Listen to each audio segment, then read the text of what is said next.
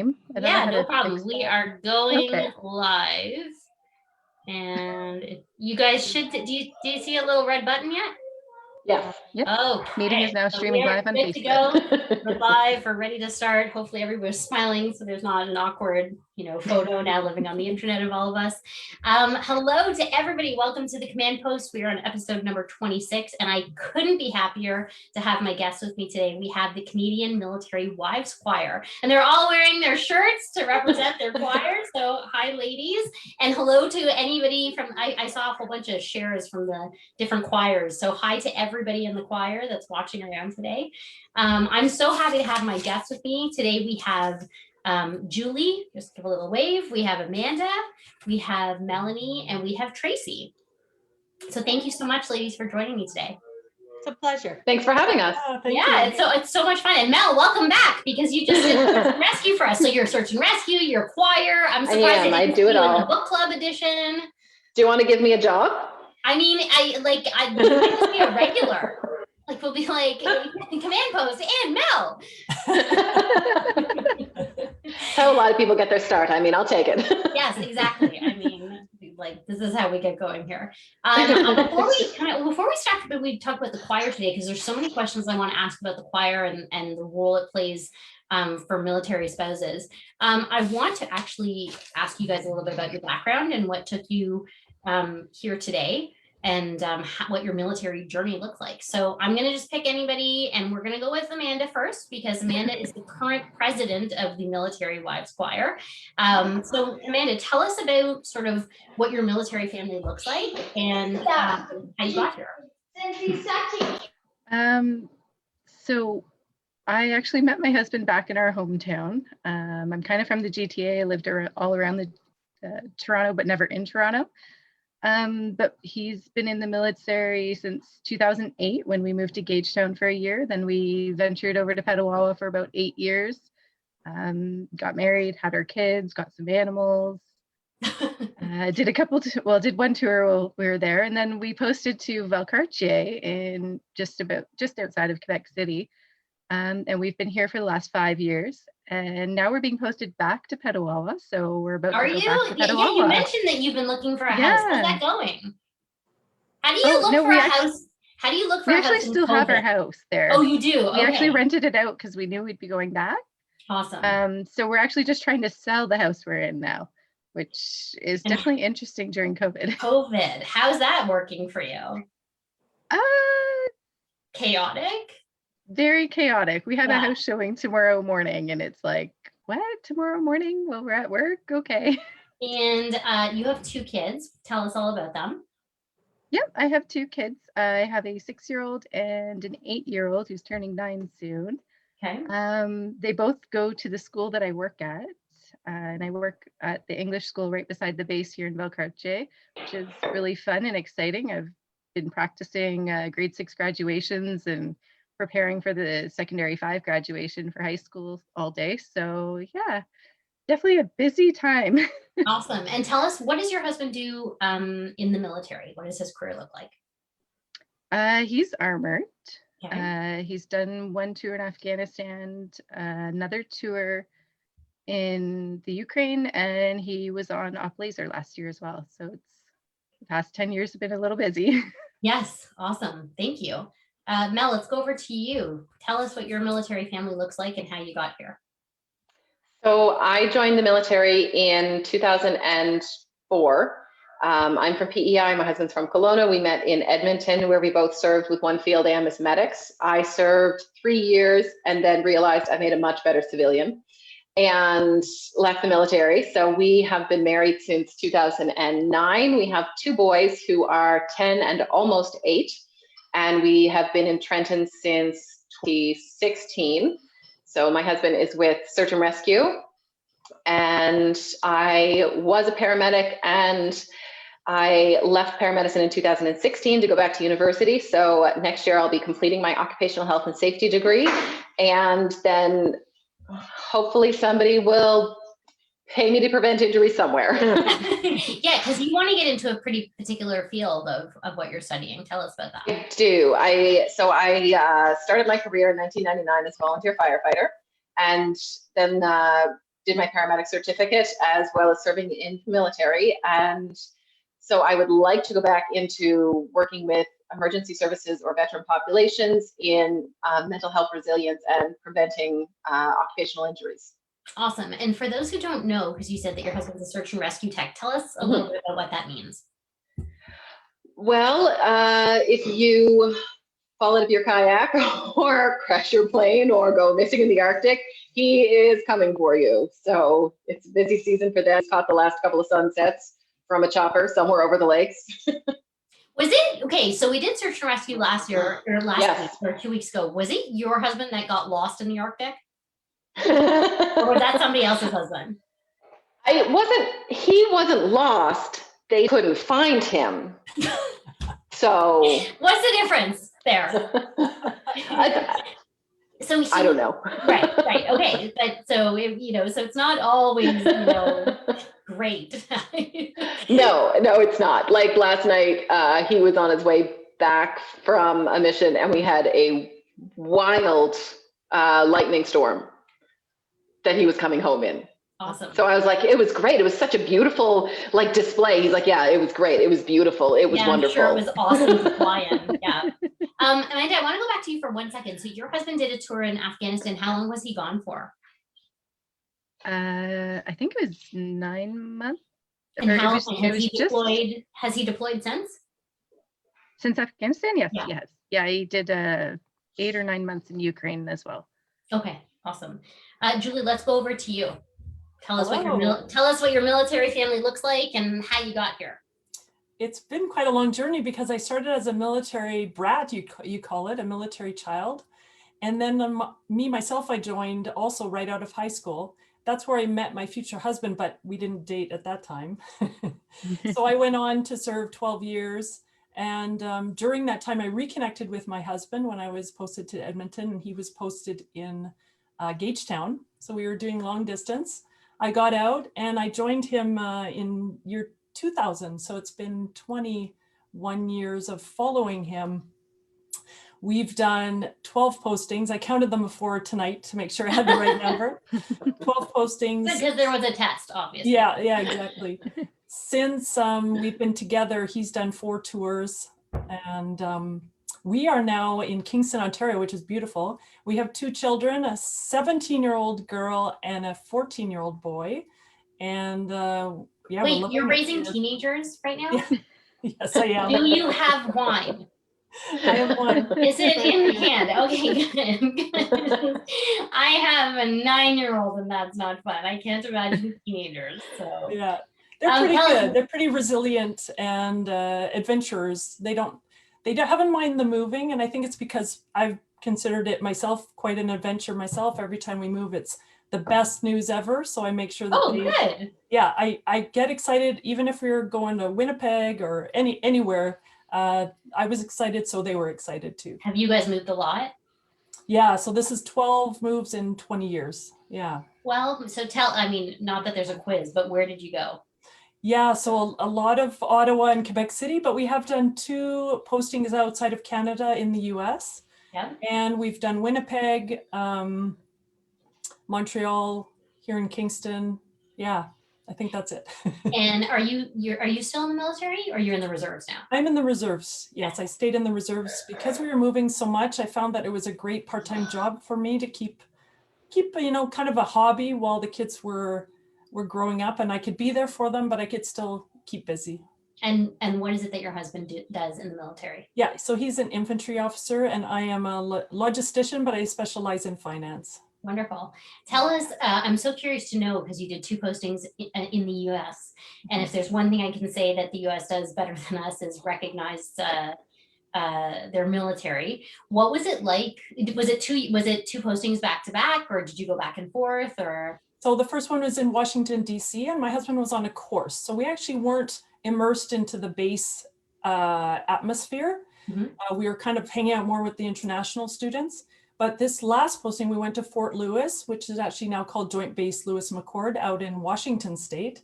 Okay. And we were right immersed into the Army base, and we lived on the base, and what an experience. The spouses, how they're integrated into the life. how they treat the military, it's quite different than us. Yeah, it What was does that mean? quite an Give us, experience. give us some examples of why it was so positive, just so we understand. Yeah. They So we don't know have a how we choir can do though. better. They don't There's have no a choir. Yeah, Yeah. there's no choir. I tried But to tell sell us- them the choir idea. Tell us why you found it such a positive experience, so we can figure out how to maybe do a bit better here. So one thing is they do have a spouse club that's standard across all bases, which is quite amazing. They have so many activities. There were about 20 sub clubs within the spouses club on the base. So coffee club, hiking club, outdoor club, knitting club, golf club, within that. So you get to know, make a lot of friends that way. The other thing they have that's big is volunteerism. For military spouses, it's big thing to volunteer. You will actually log your hours into a volunteer information system, and they added up at the end of the year, and it was millions of hours that the spouses had given back to their base each year. And there's so many, they have a information system where you can find a job that suits you. So I actually had 3 volunteer jobs during my 2 years there. It was really interesting and That's rewarding. phenomenal. That's really Rewarding beyond cool. belief. Yeah. That's awesome. I love that. Yeah. I'm making notes on ideas over here. I You're like making me it. sweat here talking about myself. No, don't sweat. Hang on, You grab did a so paper good. towel, You're not the Also only the one. lighting. Also the lighting. We can't tell. That's the good news, is that it doesn't look like you're sweating on camera. You're good to go so far. Tracy, tell us about your experience. Tell us about your military family and how you got here. So I met my husband in 1987. Well, more like 86. It was his first posting to Comox, and we were married in 88, and we have 2 boys. We posted to Cold Lake for 7 years. Then we got posted back to You Comox. did 7 years in Cold Lake. Oh yeah. Okay, keep going, and we're coming back to that. And for someone who's from the island, it was culture shock. But we came back to Comox, Okay. and then we were posted to Edmonton. But when we got posted to Edmonton, my youngest son was still in high school, and he had been he was in grade 11, and he had been with these kids for many years, because he had been here since he was about grade 5. So we just didn't want him being uprooted and not being able to graduate with all his friends. So then we ended up doing 4 years IR. Because I remember you saying that to me when I met you, and I don't understand. Okay, so first of all, for those who are watching at home that are not military, explain what IR is. IR is when he goes and the family stays. So he went to Edmonton all by himself, and the reason we did that is I had a very good job. My son was still in school. He was going to be deployed, but he had to do all his training first, and then he did his deployments. So there was not going to be, it just made more sense for me to stay here where I had the support network Right. of my family and my friends. Is Comox home? Comox is my hometown. Okay. Comox is where I grew up. So all my family is here, friends I went to school with, plus, friends, just, I had my home church, all that sort of thing. So I had the support network that I needed here. Whereas if I went to Edmonton, it was a city that's big city for one thing, which would have been the first big city I'd ever lived in. So it just made sense for him to go by himself. And so you did this for 4 years. 4 years. Which for those watching is not typical. No, it's not. IR is usually what, 1 year, 2 years max, right? Yeah, and it was not an easy thing. So can I ask, I mean, and as with all of you, as always, if there's a question that I ask, and you don't want to talk about it, just hard pass and we can ask questions. But can I ask how you navigated that for 4 years and maintained a relationship with the kids, with their father, and maintained a relationship with you? And it was not easy. It was hard. He only got to come back because he was doing the deployments and that too.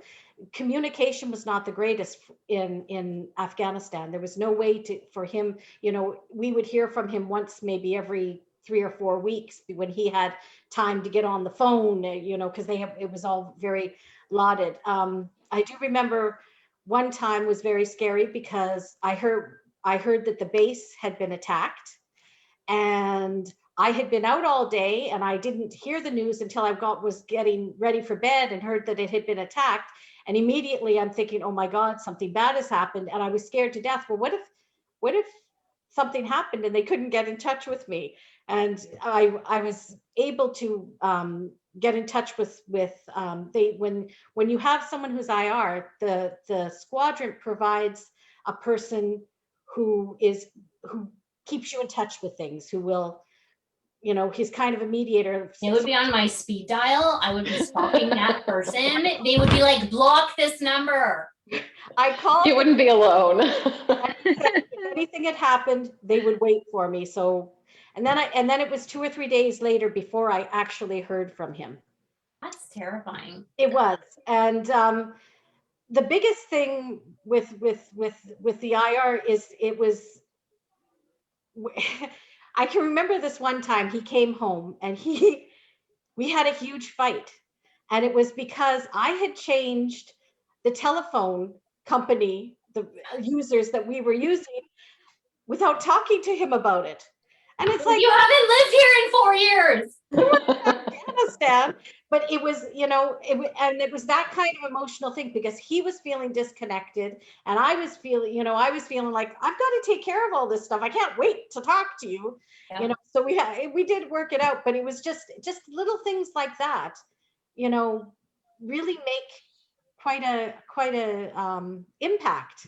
So I actually, we're not talking about the choir yet, and I do want to get to it, but I want to talk about your own personal experiences first. A couple things. Number one, I want to ask about Afghanistan for a minute here because we've actually never talked about it on the show in 25 episodes, which I can't believe. But for those of you, so I know 2 of you have experienced tours in Afghanistan. Mel, too. Okay, so all 4 of you. So obviously, so your husbands have deployed or been on training or been on operations outside of that. Yeah. And I imagine that comes with its own unique challenges, and I imagine it comes with its own unique issues that are frightening for you and that make you think twice and make you pause. But now you have your spouses that are actually, war. How do you, number one, mentally prepare for that, knowing they're going in? And number two, I know I'm probably asking the dumbest question, but you don't. But No. How do you cope with it during? How do you survive during? And then was there anything afterwards that you realized as you reflected when it was done? Was there like that sigh when it was done? And I'm going to put this out to any of you who would like to go first. I actually just stopped watching the news. Did you? Yeah. I could not watch the news because anything that came on would start me panicking or worrying. So I just gave up watching the news. It was just a lot easier for me. Yeah. And then, no news is good news is kind of how I faced it. I think for the enlisted spouses, some things are a lot easier because we are very aware of the policies and procedures and the just inner workings of the tour. So when there is a media blackout, for instance, and they can't make phone calls and things like that, for those of us who are in the military at the time, we have insider information on that. We might understand better why it's happening or the thought that goes into that. And for the non-enlisted spouses, they don't get any of that perspective. And so not having that inside information makes it a lot harder, I think. Yeah. I know. I turned to the other spouses. I turned to them. I hung out with them all the time. Actually, Amanda, we were creating the choir in Valcartier when my husband was deployed in Afghanistan. I just hung out all the time with other spouses and supported each other, helped each other, went through it together. And I also relied on the Family Resource Center.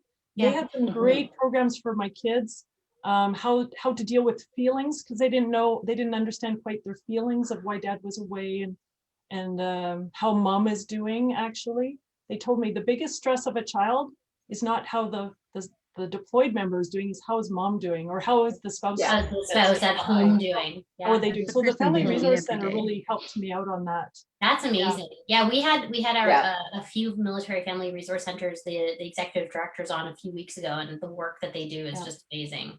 It really Amanda, what Yeah. about you? What were your thoughts there? For Afghanistan, I had no idea what we were getting into. I think my husband and his friends all did.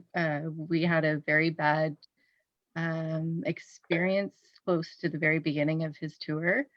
And he was the only one who stayed in Afghanistan out of the vehicle he was in. So that was 30 days into his first tour. So it was definitely like an eye opener. And I totally understand all the media blackout and stuff, because Mhm. I've lived it. It makes sense. It makes more sense when you've lived it. And Mhm. yeah. And then the tours that came after, where you're like, oh, please, like, just go, right? Like, was it a different mentality, or was it equally as challenging, or did it bring up a lot of old feelings? Peter did 3 tours of Afghanistan and 1 of Iraq. 2 tours of Afghanistan and 1 Is of he sitting next to you? one he did go, but he was the pre-head guy, so he didn't stay as long. So I kind of always get that mixed up because he was gone for that time. Right. So he did 2 9-month tours and then a 10-month of Iraq, I think. The Iraq one was better because we were able to have more communication in that. But each time he went, I had anxiety and that. I do remember one time just before And you Iraq. lived this anxiety for like 9 months. This isn't like a 2-day thing. Just before he left in Iraq, the choir was preparing a song, and in the song it was talking about, I can't remember the name of the song, but the husband was going away and the wife was, I broke down in tears during the practice. I couldn't do it because it touched every one of those feelings Mhm. that I was feeling. And immediately all the ladies were there. It was, so for me, his Iraq tour in terms of support was much better because I did have the choir ladies, Right. and they got Mhm. it. It was great. When in Afghanistan, I had all my family in that, but none of them are military. None of them, Yeah. they couldn't totally understand.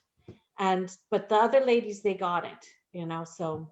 So this is a great segue, because now, since we are the Canadian Military Wives Choir, let's talk about the choir for a minute. So before we talk about sort of what it means, and let's just talk logistics for a minute here. So Amanda, tell us about the choir. Tell us where you're located. Tell us what you guys do. Give us a little bit of context here. Okay. So we actually have 15 choirs across the country. We range all the way from like Esquimalt and Comox to, I think the most eastern one is Halifax or Greenwood in Nova Scotia. And 15 choirs in between. Nearly half of them are in Ontario. We've got 7 in Ontario. And the last time we took count, we had about 400 members across these 15 choirs. So it's just amazing, like how many women have come towards our movement of the choirs and have found a home, or a home away from home nearly. Mhm. Um, And but what do you we have- what do you need to do to be part of the choir? Like, how can you join? to be part of the choir? So we usually most of the choirs only accept girlfriends and wives of current military members. Some accept veterans too, if they're able to.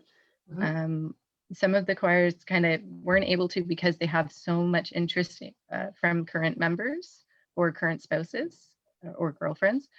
But there's no auditions, there's no experience necessary. So just come on out to a new members night or a welcome night and give it a try. And if you like it, join. And I know that we talked about this, but for the life of me, I can't remember. Some of you were actually responsible for creating your own chapters, correct? Yeah. Yeah. So tell me about what that looked like and why. Like, what compelled you? So I could maybe I'll start on that.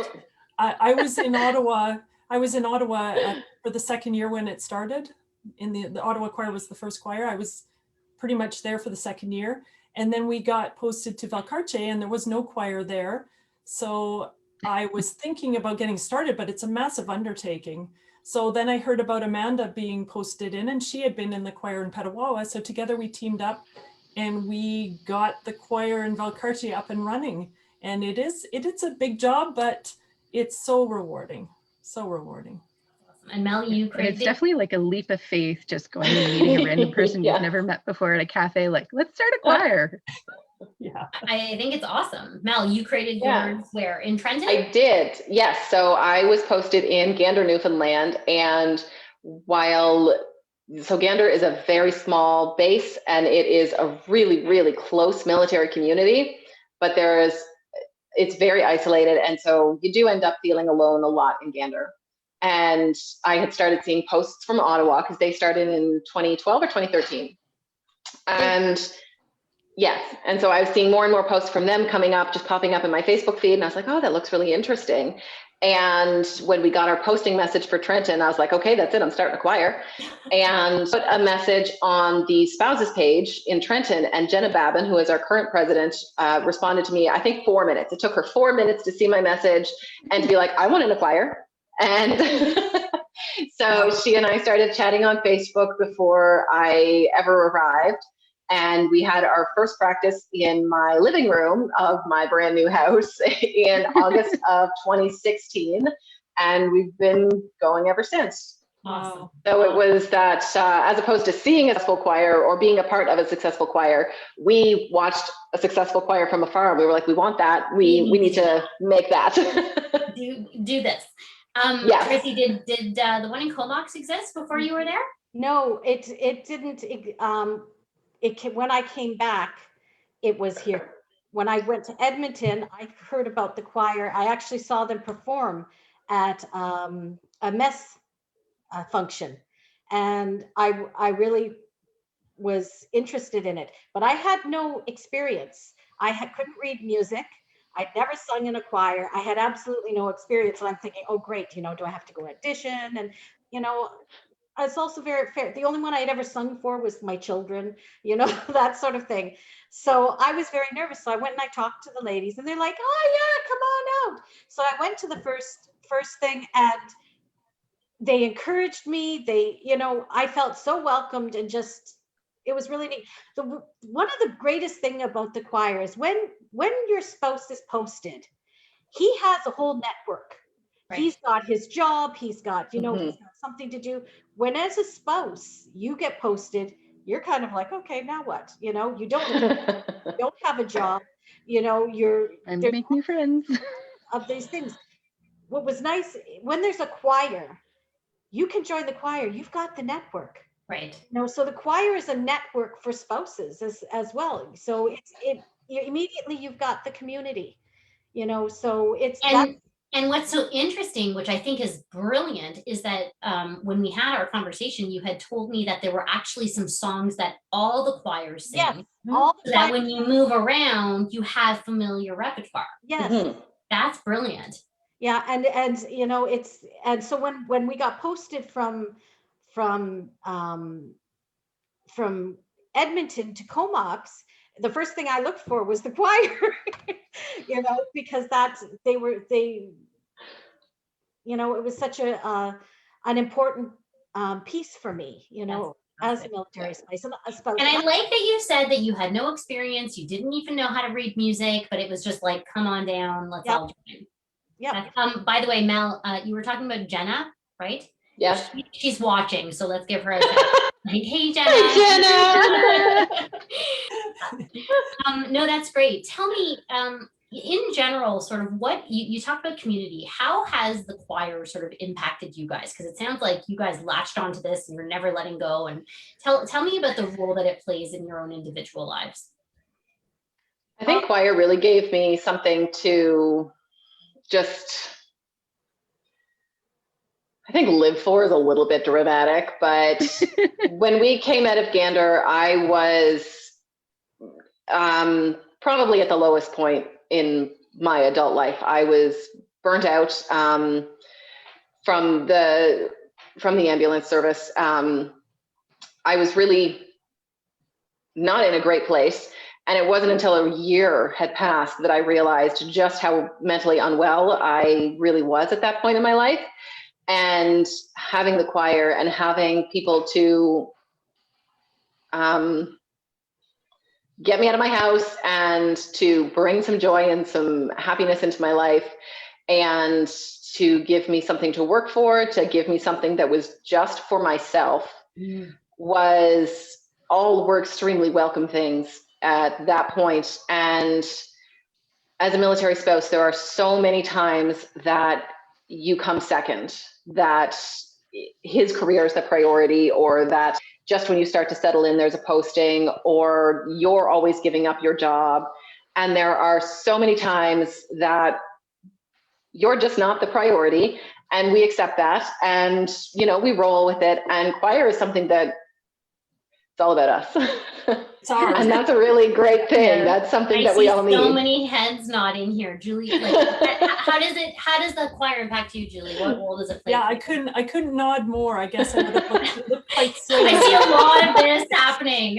Like, yes. Yeah, it's our thing. It's something like we belong to something that's ours, that's not our spouse's.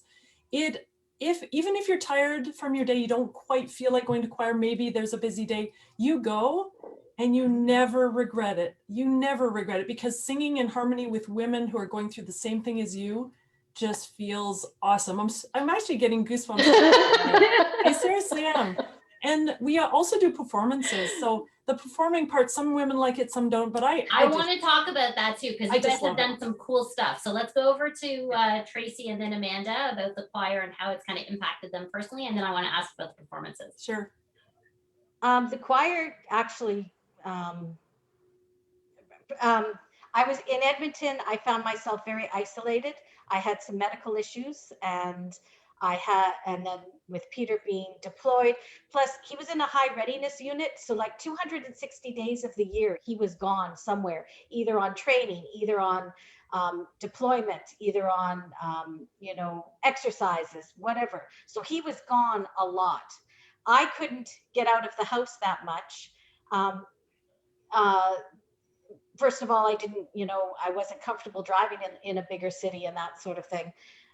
Plus snow was a whole new thing for me. But There's snow in Edmonton? I know. Just a little bit. So it was what they gave me, the emotional strength I needed to get through all that. When I was having my medical issues, they were there to help me get things done.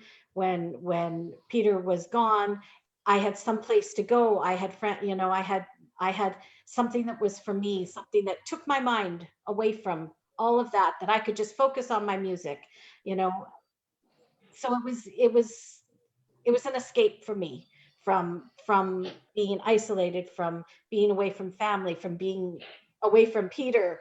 It was just a support that I needed. And I will, sorry, I'm getting emotional. I will forever be grateful, because I don't think I could have gotten through that time in my life without them. So sorry. Is there a Toronto chapter? We're all with you. Can I join? How do I get a red shirt, ladies? We can all tell you how to start one. Yes. Yep. Is there an honorary Canadian military wives choir, and can I start it? That's a really solid idea. Amanda, write that down. Okay. Hang on. I did find the pen and paper for tonight. Amanda, tell us what the choir's done for you, and why you chose to be the president, because that's a big responsibility and endeavor. That was She's like, I wanna lost say leap at of the faith, game, but and I I don't drew really with have a a good small reason for it. straw. Yeah. A little bit.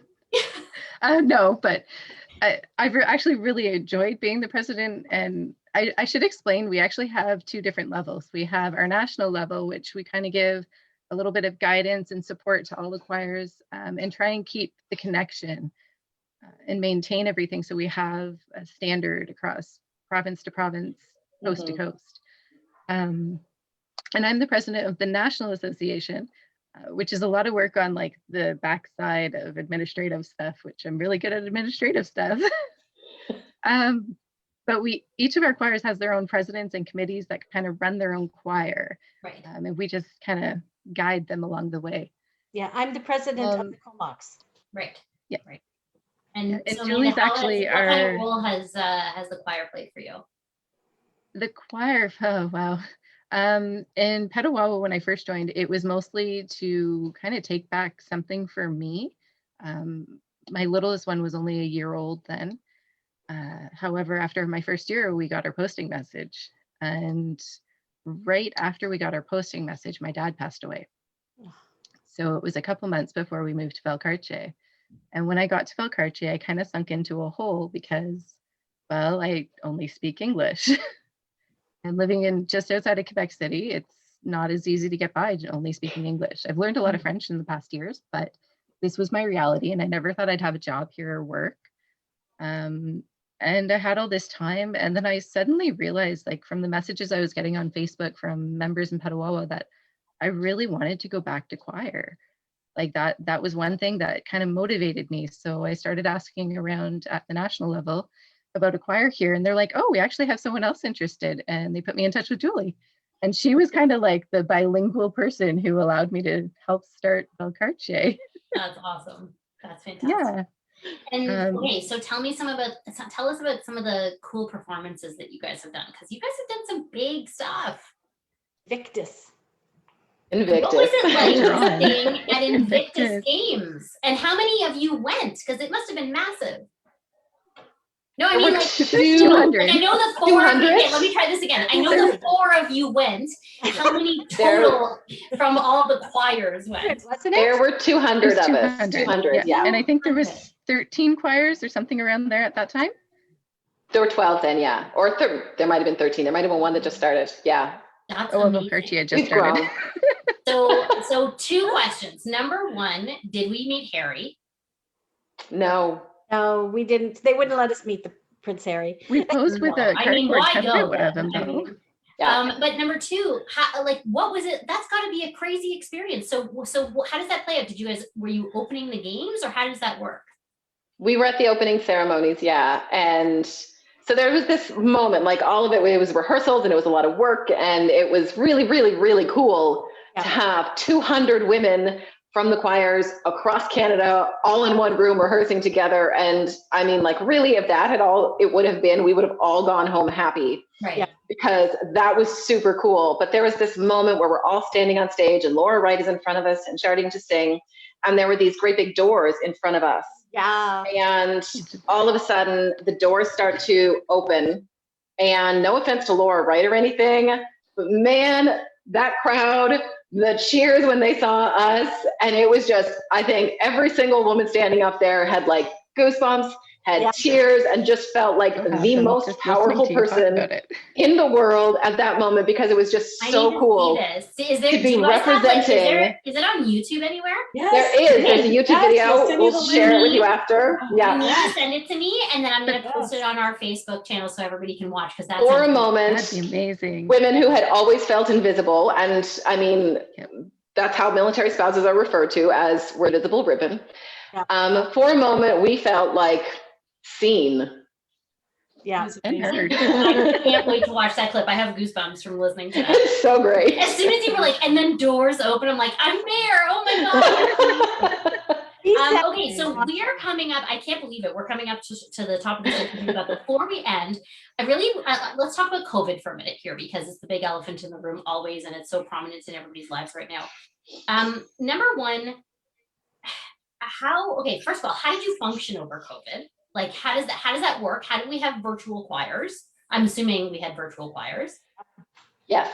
Yes. Right. And so was it still on this weekly basis, or like how do you do this? For Comox, we still did weekly ones. It was also split. Our music director, she'd also did a little bit like some music teaching, and then the choir. She also threw together where she did the virtual for performances. She had them singing, and then she edited all together individually. So there was a way to do a little bit of performances. It was really, really awesome. And we also tried, we did social times. So after the choir, we would have some, some social time after that with everybody on Zoom sort of That's nice. thing. Yeah. So that's kind of my question. Like, did it continue with this community feel, or like how did you guys stay out of that feeling of isolation? Facebooked a lot of things with Facebook, sending messages. Like if someone's birthday came up, we wish them all happy birthday on our, because we all have Facebook pages for each choir. Right. So, we would wish them happy birthday and stuff like that. Just encouraging each other that way. It was hard to keep the numbers up, though. I found, like, our choir also continued, but I found that we were only at 50% Right. of our usual numbers, because not everyone wants to sing alone in their house. Because our choir director was amazing, but Yeah. she would, say, okay, sing this part, and then she'd put on the backing track, or so we could sing along with something. But we're singing alone in our house, so it was tough. But we did some online social events and trying to keep that fabric together. We knew it was temporary. We just didn't know how long.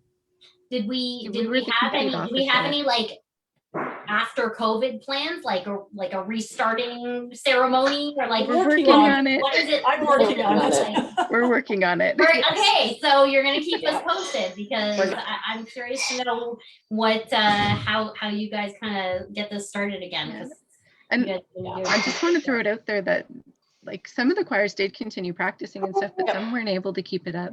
They just didn't have enough interest.